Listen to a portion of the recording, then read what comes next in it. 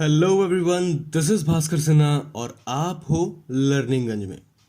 दोस्तों, आज हम क्लास 10th के ज्योग्राफी की फर्स्ट चैप्टर के बारे में पढ़ाई करेंगे। तो सबको पता है, जैसे कि मैंने बतलाया था इसके पहले भी, इस चैप्टर का नाम है रिसोर्सेज एंड डेवलपमेंट। ठीक है। अब रिसोर्सेज एंड डेवलपमेंट को सुनते ही आपके दिमाग में क्या आता है, मुझे पहले ये बताओ। क्या आपके दिमाग में कुछ ऐसा आता है कि रिसोर्सेज और बहुत ज़्यादा तरक्कियों की बात होने वाली है? ज्योग्राफी में जनरली आप बात किस चीज़ की करते हो? वैसे आप जब 8th में रहे होगे या 6th में रहे होगे, तभी जब इंट्रोड्यूस हुआ होगा आपसे ज्योग्राफी, तब को बताया गया होगा कि ज्योग्राफी होता क्या है। जियोग्राफी है ना, धरती की पढ़ाई। तो मेनली हम उस फोकस वो नहीं करने वाले उस बात पे।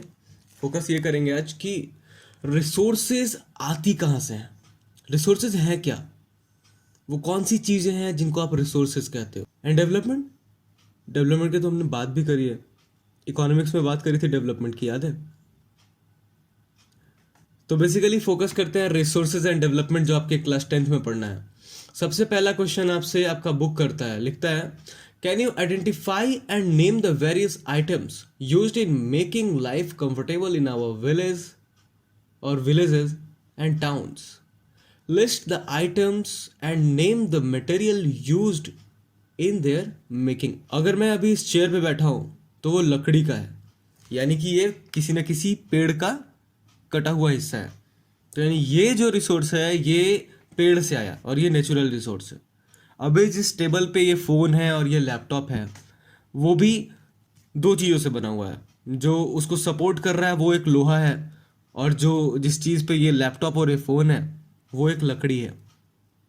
तो ये रिसोर्सेज कहाँ से आई, ये आपको जानना होगा।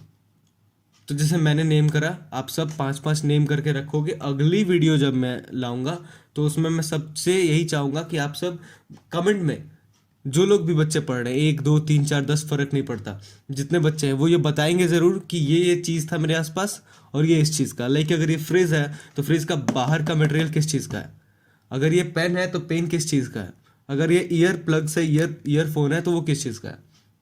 अब वीडियो को नहीं खींचते हैं, जल्दी से चलते हैं, क्योंकि ये इंट्रोडक्शन था तो इतना करना हक बनता है एक टीचर का। तो बात करते हैं, everything available in our environment which can be used to satisfy our needs provided it is technologically accessible, economically feasible and culturally acceptable can be termed as resource.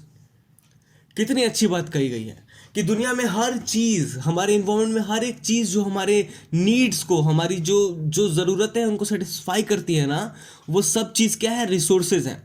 चाहे वो टेक्नोलॉजी से बन के आई हो, चाहे हमारे इकोनॉमिक ग्रोथ का हिस्सा हो, एंड कल्चरली एक्सेप्टेबल हो ना, यानी कि हमारी जो ये कल्चर है उसमें एक्सेप्ट किया जा रहा हो। अफ्रीका में जो चीज़ मिलता है वो यहाँ ज़रूरी नहीं है कि मिले, तो हमारी कल्चर में जो चीज़ मिलता है वो हमारा रिसोर्स है। ठीक है, हम उन्हीं चीज़ों से बनाते हैं।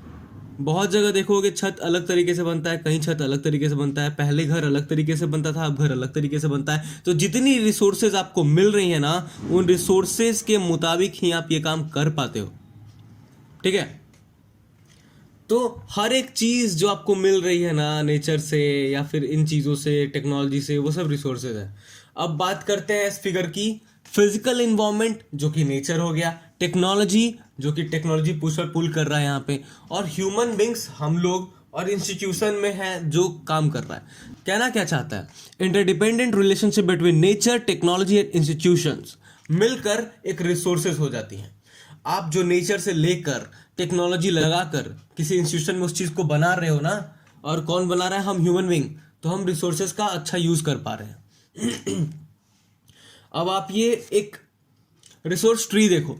सबसे पहले रिसोर्सेज कितने प्रकार के, नेचुरल और ह्यूमन।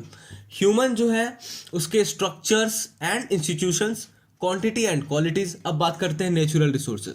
नेचुरल रिसोर्सेज दो प्रकार की, renewable and non renewable. Renewable कौन से, जो वापस से न्यू हो सकते हैं, बार बार उसको हम लोग नया बना सकते हैं, बार बार इसका यूज कर सकते हैं। और नॉन रिन्यूएबल कौन से, जिसको हम दोबारा यूज नहीं कर सकते हैं। रिन्यूएबल में क्या, कंटिन्यूअस और flow, like wind and water. Wind कभी नहीं रुकेगा, वाटर कभी खत्म नहीं हो रहा। ठीक है, वो केस है, ऐसा दिखाता है कि पानी खत्म हो रहा है तो वो अपना अपना लेवल घट रहा है, बट ये एकदम से कभी खत्म नहीं हो जाने वाला, ये चलता रहेगा। अब रही बात रिन्यूएबल में एक और चीज बायोलॉजिकल, तो वो नेचुरल वेजिटेशन जो फॉरेस्ट है और जो वाइल्ड लाइफ है, इसके बारे में बात किया जा रहा है। अब नॉन रिन्यूएबल क्या है? नॉन रिन्यूएबल में भी आते हैं रिसाइकलेबल और नॉन रिसाइकलेबल।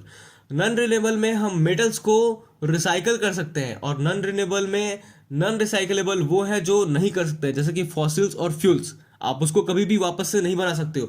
जो कोयला है ना, आप लकड़ी का बोल दोगे कि लकड़ी का हम कोयला बना देंगे, नहीं, मिलियंस ऑफ ईयर्स लगते हैं उसको बनाने में। मिलियंस ऑफ ईयर्स होते हैं तब जाके पेट्रोल मिलता है। तो ये सारी चीजें हैं।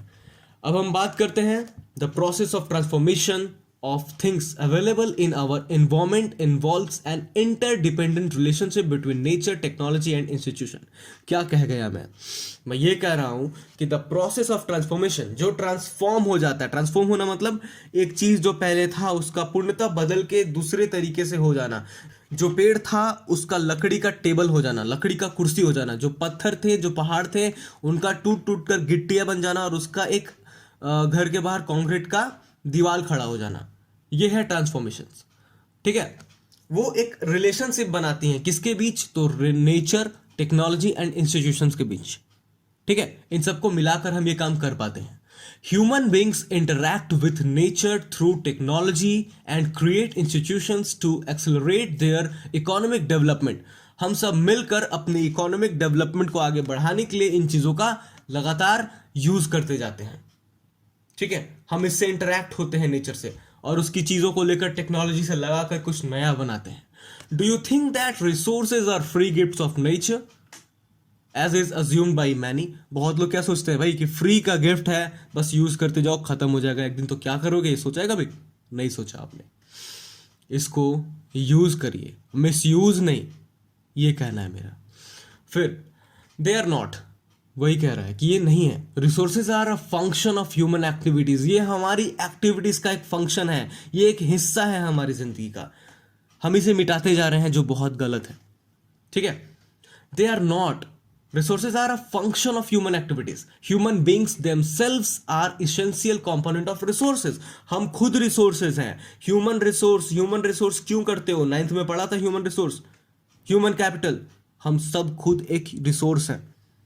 हम ही लोग चाहते हैं तभी कुछ हो पाता है। हम नहीं जाएंगे काम करने, हम नहीं करेंगे वो चीज़ आगे प्रोसीड, तो नहीं होगा कुछ। तो हम खुद resources हैं। Human beings themselves are essential component of resource. They are transform material available in our environment into resources and use them.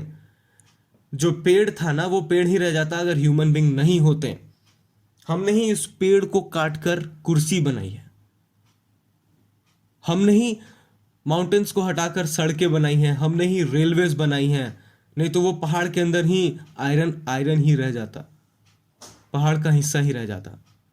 हमने उसको निकाल के लोहा बनाया, और ऐसी बहुत सारी चीजें।